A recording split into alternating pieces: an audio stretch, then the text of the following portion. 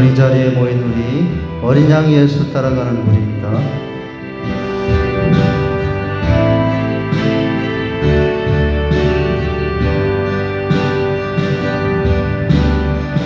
오늘 이 자리에 모인 우리 어린 양 예수 따라가는 우리 되게 하소서.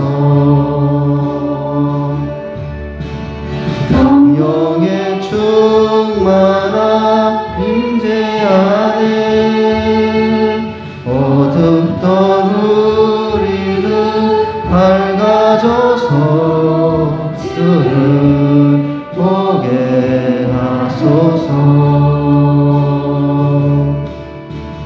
당신의 겸손함, 당신의 거룩함, 당신의 정직함 이에게 보이사 내 안에 교만함, 내 안에 천박함, 내 안에 거짓됨 벗어버리고 어린 양 예수 따라가는 우리 되게 하소서. 오늘 자리에 모인 우리 어린 양 예수 따라가는 우리 되게 하소서. 성령의 충만한 임재 안에 어둡던 우리는 밝아져서 두 손 들고 찬양합니다. 주를 보게 하소서.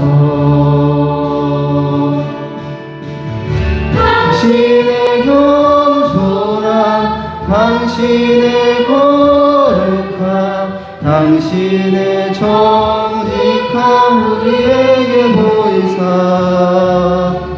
내 안에 교만함, 내 안에 천박함, 내 안에 거짓됨 모두 벗어버리고 어린 양 예수 따라가는 우리 되게 하소서. 당신의 겸손함,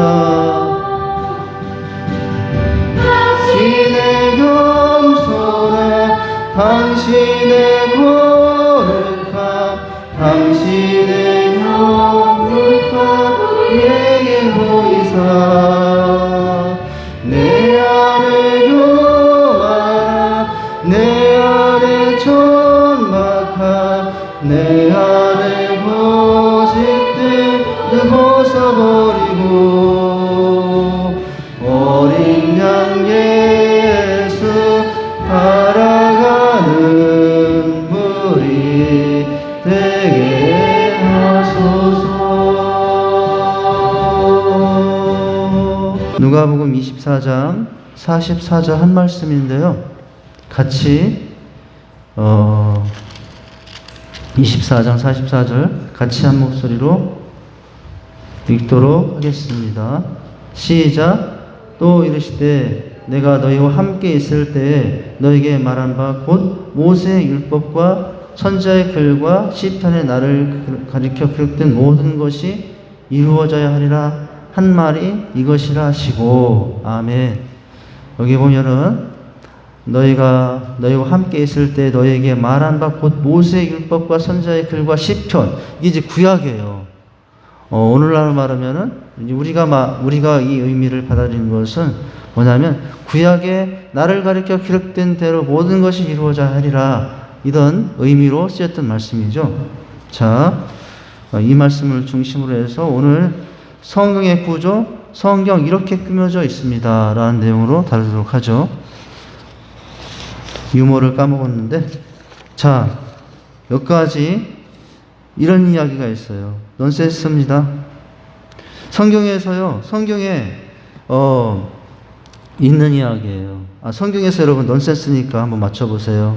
성경에 조폭이 있대요. 근데 남자 조폭이 아니라 성경에 여자 조폭이 있답니다. 그 사람은 누구일까요? 성경 속에 있는 여자 조폭, 폭력배 누굴까요? 막달라 마리아. 막달라 마리아예요. 폭력배. 그렇지 않잖아요? 넌센스입니다. 네. 자, 성경 인물 중에서 거지 근성이 제일 많은 사람이 또 있대요. 거지 근성이 제일 많은 사람. 누굴까요? 막달라 마리아. 똑같은 애. 그리고 성경 인물 중에서 산수를 제일 잘하는 사람이 있답니다. 산수를 제일 잘하는 사람. 누굴까요? 셈. 예, 노아의 장남. 셈 있잖아요. 샌다고. 성경 인물 중 귀가 가장 밝은 사람은 누굴까요? 성경 인물 중 귀가 제일 밝은 사람. 아는 것 같은데. 들릴라. 다 들리려고요. 못 맞추면 좀 웃음이라도 띄워주시기 바랍니다. 그냥 멀뚱멀뚱 쳐다보면 제가 너무 어색해지니까요. 안 웃겨도 웃어주시고. 예? 몰라요? 예. 괜찮아요. 몰라도 괜찮아요. 자, 하나님께서 노아에게 주신 개 이름. 하나님께서 노아에게 개를 줬는데 그 개 이름은 뭘까요? 무지개. 그거 아시는 거예요. 예. 이건 성경 넌센스 마지막인데, 성경에 누가 나오면 천사가 나오거든요. 천사의 반대말은 뭘까요? 천사의 반대말. 악마? 귀신? 아니에요, 넌센스. 천사, 사천일. 천사의 반대말은 사천일. 이건 넌센스가 아니고요. 이건 상황극인데, 어떤 아이가 엄마와 함께 발레를 처음 보았대요. 발레를 처음 보러 갔어요. 아이가. 이 아이가 보기에는 언니들이, 그 다 큰 언니들이 까치발을 쓰는 것이 너무 안쓰러워 보였어요. 너무 힘들어 보였어요. 애기들이 볼 때 언니들이 막 이렇게 발레하는 거 아시죠? 막 이렇게 하는 거. 제가 잘 표시를 못 하겠는데, 한참을 보다가, 이제 불쌍하게 보다가, 같이 간 엄마한테 한마디를 했답니다. 뭐라고 했을까요? 엄마, 저 언니들 그냥 키 크게 하는 언니들 되게 하면 안 돼? 그냥 키 크게 놔두면 안 돼? 네, 그냥 놔둬서 나중에 자동으로 키 크게 하면 안 돼? 네, 그랬답니다. 네. 이것도 상황극인데, 한 아이가 지하철에서 막 땡깡을 부리는 거예요. 울고 불리는. 우리 아이들이 그럴 때 있잖아요. 이게 엄마가 하도 말려도 이제 아이가 계속 땡깡을 부리니까 막 혼내느라고 엄마가 이 아이를 다그치라고 이런 말 했어요. 야, 너 엄마가 어떤 사람을 제일 싫어하는지 알아? 그게 혼내면서. 그럼 나라고 해야 될 텐데. 그러니까 이 아이가 가만히 생각하더니 아빠! 막 그러더래요. 엄마가 제일 싫어하는 사람이 바로 넌데, 이 아이는 그 조그만 아이가 이 엄마가 아빠를 얼마나 싫어하는 것을 표현했으면 아빠! 예, 얼마나 창피했을까요? 우리 집에서 일어난 일 아니고요. 일어날 수도 있는 일이었던 것 같아. 예. 우리 애들이 아빠는 막 이렇게 할 때가 있거든요. 엄마한테 막 이렇게 한 말, 나는 그런 적이 없는 것 같은데 애들이 참 그걸 잘 기억하는 것 같아요. 제가 어떤 때는 그래서 막 요즘은 제가 집안에 애들을 눈치를 보고 살아요. 어렸을 때는 그 아이들이 제 눈치를 보고 살았던 것 같은데, 이제는 걔들 눈치가 좀 이상하다 하면은 막 엄마한테 잘하는 척 해야 되고, 막 화도 안 내는 척 해야 되고, 막 이제 제가 그렇게 되고 말았습니다. 불쌍하죠? 저는 그냥 행복합니다, 그래도. 할렐루야. 너무 다른 얘기가 많았는데. 자, 오늘 5강 한번 따라서 하십니다. 성경이 열린다. 마음이 열린다. 인생이 열린다. 여러분 그렇게 되기를 소망합니다. 자, 5장은 성경의 구조인데 이렇게 꾸며져 있다. 첫 번째, 성경의 기본적 이해에 관해서 살펴보죠. 성경의 기본적 이해, 우리가 이 내용은 여러 번 반복해서 했던 말인데 첫 문장 보시면 자 이렇게 설명이 되어 있죠. 보십니다. 성경은 구약 몇 권? 39권과 신약 몇 권? 39, 27. 신약 27권으로 되어 있죠. 자, 그런데요.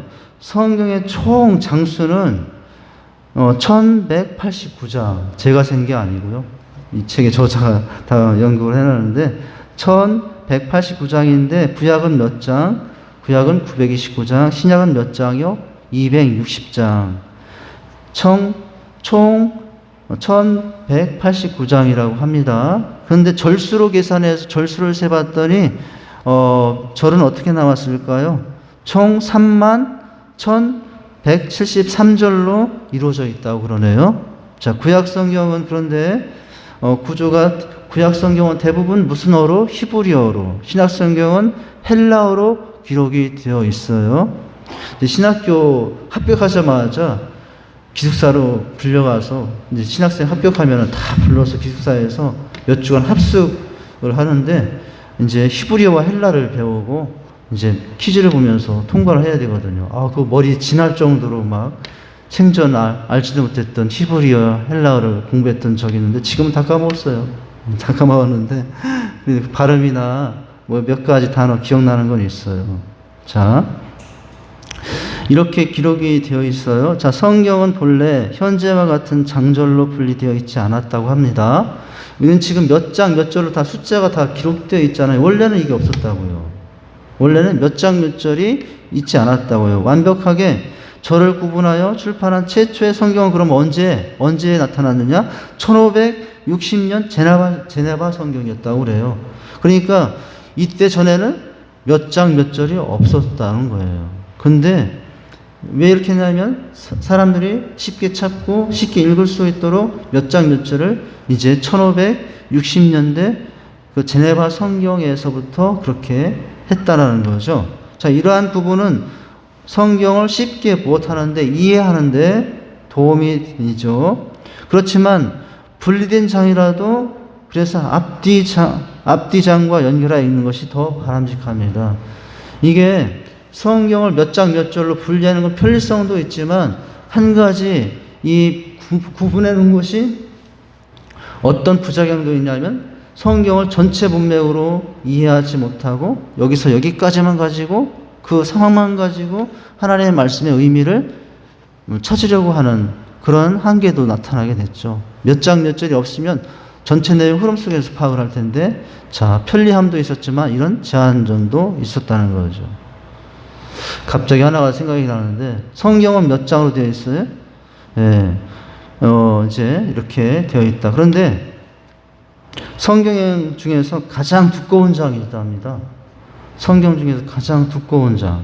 성경의 가장 두꺼운 장은 무슨 장일까요? 몇 장일까요?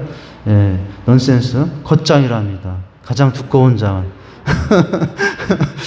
아재 개그요. 이제 아재 개그 그만해야 되는데. 자, 그 다음, 이제 기본적인 이해를 했어요. 그 다음에 뭐냐면 기본적 구성인데 오늘은 구약을 봅니다. 자, 구약이 어떻게 되어 있는가? 첫 문장부터 보면 구약은 창세로부터 예수님의 성육신 이전까지, 그죠? 창세부터, 그죠? 창조 때부터 예수님의 성육신 이 땅의 성탄 이전까지 기록하고 있는 게 구약입니다. 이전. 예수님은 구약을 오늘 우리가 읽었잖아요. 모세 율법과 선지자의 글과 시편이라고 말씀하셨어요. 예수님께서 구약 몇 장 어디 뭐 이렇게 하실 때는 구약이라는 단어를 쓰지 않았고 구약이라는 단어는 우리가 만들어낸 단어고 이제 구약을 언급할 때는 예수님은 어떻게 언급하셨다고요? 오늘 우리가 읽었던 누가복음 24장 44절의 말씀과 같이 모세 율법과 선지자의 글 시편 이렇게 하면 그건 구약을 언급한 것으로 되어 있다는 거죠. 자, 성경에서 구약을 또한 율법과 선지자로 더 간략하게 언급하기도 했다라는 것입니다. 구약은 일반적으로 자 어떻게 구분이 되냐면 이제 네 가지 네 가지로 할 수 있는데 율법서가 있어요. 5권, 역사서 12권, 시가서 5권, 그죠?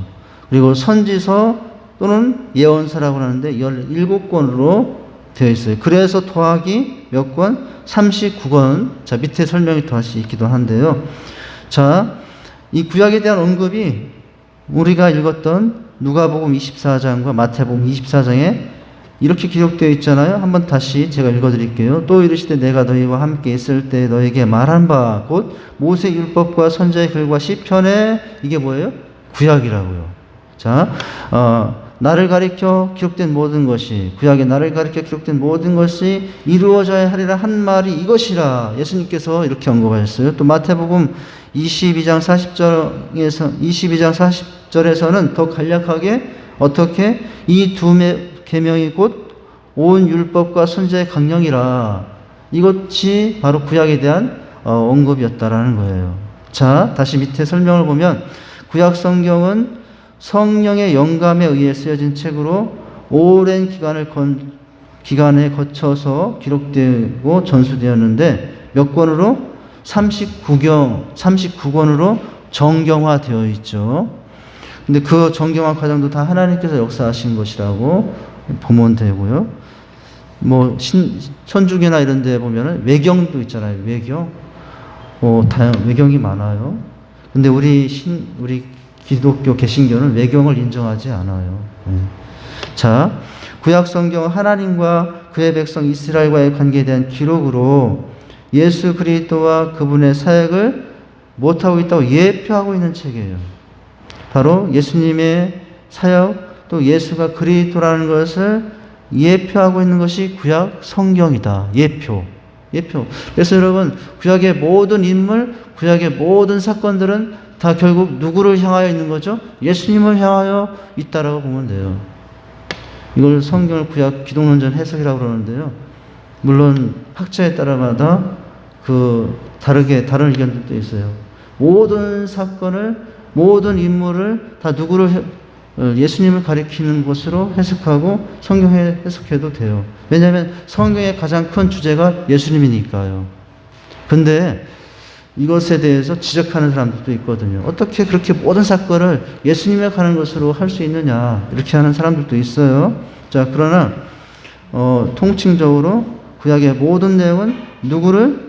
오실 메시아, 즉 예수 그리스도에 대한 예표라고 할 수 있어요. 자, 그러므로 구약 성경은 고대 이스라엘 종교사의 하나로만 간주될 수 없다. 그것은 이스라엘 역사를 통해 자신을 계시하신 하나님이 예수 그리스도를 통해 무엇을? 인류 구원의 역사를 완성하실 것을 준비한 약속의 말씀. 이것이 구약의 말씀이라는 거죠. 자, 히브리적 관점에서 구약은 흔히 율법과 예언서 혹은 모세의 율법과 선지자의 글과 시편이라고 언급한 성경 구절에 의거하여 두 개의 구조 혹은 세 개의 구조로 구분되는데, 두 개의 구조는 율법서와 예언서 또는 세 개의 구조 율법서, 예언서, 성문서 이렇게 구분을 하죠. 자, 그러나 한글과 영어로 번역된 성경은 최초의 할례 번역 성경인 70인역의 배열 순서에 따른 것으로 율법서 몇 권? 5권. 아까 언급했잖아요. 율법서 5권, 역사서 몇 권? 12권, 시가서 몇 권? 5권, 예언서 몇 권? 17권. 그래서 총 39권으로 구성되어 있습니다. 이렇게 그 70인역의 배역의 순서에 따라서 이렇게 구성이 되어 있다고 하는 거예요. 자, 그 다음 넘기시면 이제 오늘은 특별히 이제 율법서, 역사서, 시가서, 예언서 중에 율법서 5권에 대한 내용, 율법서 5권은 그렇다면 어떤 내용이냐? 모세가 주 저자로 되어 있는데, 자, 첫 문장을 보면 구약 성경의 처음 5권으로 흔히 모세 오경이라고도 합니다. 율법서를. 자, 율법서에는 우주 만물의 시작과 인간의 초기 역사가 등장하죠. 창세기, 출애굽기, 레위기, 민수기. 이게 처음 5권 보면은 창세기에 보면 뭡니까? 우주 만물의 시작과 인간의 역사, 초기 역사가 등장하잖아요. 자, 그리고 하나님의 선택받은 이스라엘 백성이 지켜야 할 규범을 소개하고 있죠. 출애굽기나 레위 같은 보면 많은 법들, 십계명으로부터 시작해서 사회법, 민법, 형법 이런 관련된 법들이 많이 등장하고 있어요. 자, 율법을 소개한 책임에도 불구하고 그런데도 불구하고 이 율법서 전체 내용에 무슨 내용을 이미 담고 있어요? 구속사적인 내용을 담고 있다고요. 여러분 창세기 1장에 아담과 하와가 죄를 지었을 때 하나님께서 그 벌거벗은 몸을 가리기 위해서 어린 양을 잡아 가렸다고 했잖아요. 어린 양을 잡아 그 가죽으로 그들이 허물을 가렸다고 했잖아요. 이것은 예수님께서 십자가를 지심으로 말미암아 우리 허물을 가르신 구속사적인 사건을 기록해 놓고 있고요. 또 뿐만 아니라 창세기, 출애굽기, 레위기에 보면 성막의 이야기도 그 성막 구조 하나가 다 어린 양을 잡고 제물을 드리는 그 구조 하나하나 속에서 무슨 내용이 다 담겨져 있냐면 예수님의 구속사역의 내용이 다 들어있다. 우리가 했던 한 10년도 넘은 것 같은데 성막 공부를 한 적이 있어요. 주일 오후 예배에 성막 공부를 한 적이 있었는데 그때 예수님과 성막의 관계성에 대해서도 우리가 본 적이 있어요. 자, 이렇게 5권 속에도 구속사적인 내용을 담고 있다는 거예요. 자, 그 다음 문장. 구약의 처음 5권의 책들 뭐예요? 창세기, 출애굽기, 레위기, 민수기, 신명기. 이게 이제 율법서 5권, 모세 오경인데요. 처음 5권이잖아요. 5권의 책들은 전통적으로 누가 모세가 쓴 율법이라고 생각해서 무엇이라고 부른다고요? 모세 오경이라고도 부르고 때로는 토라라도 부른다고 합니다. 토라. 자, 후기 유대교회에서는 이 책을 하나님의 말씀이라고 하여 모든 성경의 기준으로 삼아서 중시했어요. 사실 모세 오경은 그 분량으로 전체 구약 성경의 약 4분의 1이나 되고 그 내용도 가장 많은 부분이어서 구약 성경에 뭐라고 할 수 있냐? 뼈대라고 할 수 있다라고 합니다. 이제 이 모세오경. 자, 모세오경에는 하나님의 구원 역사의 서론으로 무엇이 들어있냐면 천지창조 들어있잖아요. 인류의 범죄와 심판, 뭡니까? 아담과 하와의 범죄, 그리고 노아의 홍수, 바벨탑 사건, 바로 인류의 범죄와 심판 등 원 역사와 족장사를 비롯해서 아브라함이 부름받잖아요. 아브라함이 부름받아서 이제 그 아들들로 족장의 역사가 기록되어 있잖아요. 족장사를 비롯하여 이스라엘 민족을 형성케 한 출애굽기, 창세기 마지막 이제 중간에 보면 아브라함을 통해서 족장의 이야기가 끝나면서 출애굽기에서는 출애굽 이제 뭡니까? 한 민족이 구원받는 장면으로 전개가 더 확대가 되지 않습니까?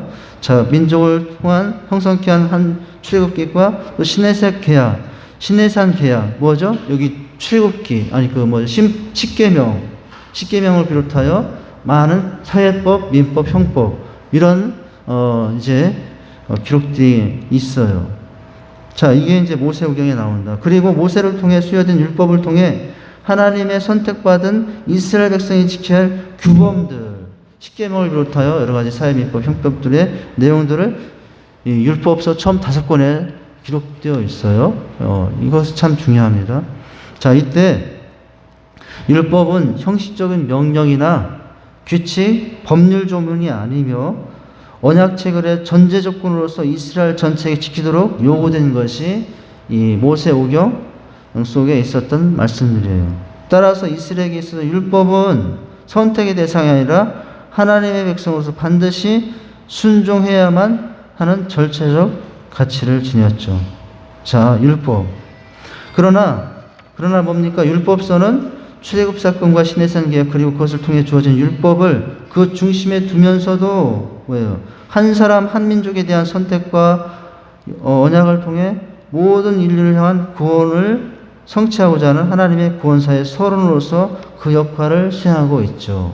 자, 한 민족에 대한 선택과 언약을 통해 모든 인류를 향한 구원을 성취하고자 하는 하나님의 서론, 구속사의 서론이다. 근데 여러분, 율법을 통해서 구원했던 하나님의 계획이 인간의 연약함 때문에 여러분, 율법을 다 지킬 수 있는 사람이 없어서 그 구원받은 길이 막히잖아요. 율법은 우리가 죄인인 것을 깨닫게 하는 몽학선생의 역할을 할 뿐이지, 여러분, 율법을 통해서 구원받지 못하는 우리를 불쌍히 여기셔서 하나님께서 누구를 대신 보내셨어요? 모든 율법을 다 지키신 분으로 죄가 하나도 없으신 예수를 보내서 예수를 믿으면 구원받도록 해주셨죠. 바로 율법은 몽학선생과 같아서 죄인임을 깨닫게 하고 결국 누구 없이는 구원받을 수 없다는 것을 절실하게 깨닫게 해주는 역할을 하죠. 예수 없이는 구원받을 수 없다는 사실을 깨닫게 해서 이루어지죠. 자, 이 모세오경 속에 주어진 이런 여러 가지 중요한 내용들을 우리가 이해하고 이제 이 시간은 우리가 이제 이 성경학교 시간 숲을 보는 이제 나무를 보는 시간이 아니라 전체 숲을 보는 시간이다라고 생각하면서 내용이 조금 이해하기도 어려울 수도 있겠지만은, 그러나 이게 이제 자꾸 듣고 이해하면은 성경을 갖고 온 이제 나무 하나를 보는 이제 그런 개념이 아니라 숲 전체를 보면은 성경의 전체 내용을 이해할 수 있지 않습니까? 그런 유익이 있다고 생각을 해요. 여러분, 좀 오후 시간이 어려운 시간이 될 수 있겠지만은 이 시간들을 여러분 잘 따라오시면 또 은혜가 될 줄 믿습니다. 네, 기도하겠습니다. 하나님 아버지, 주님의 은혜와 사랑을 감사를 드립니다. 오늘은 성경의 구조, 특별히 구약의 율법서에 대한 내용들을 살펴보았습니다. 어떻게 하나님께서 이 땅을 창조하시고 또 인생들을 구원하시며 또 족장을 세우고 민족을 세우시며 그 과정 가운데 그 구원이 우리에게 또 우리에게까지 어떻게 또 이루어지는지를 앞으로 살펴보게 될 텐데, 성경의 구조를 잘 알아서 또 하나님의 말씀을 더 균형 있게 조화롭게 이해하고 또 그 말씀을 붙잡고 살아갈 수 있도록 도우시고 인도해 주시옵소서. 예수님 이름으로 기도하옵나이다. 아멘.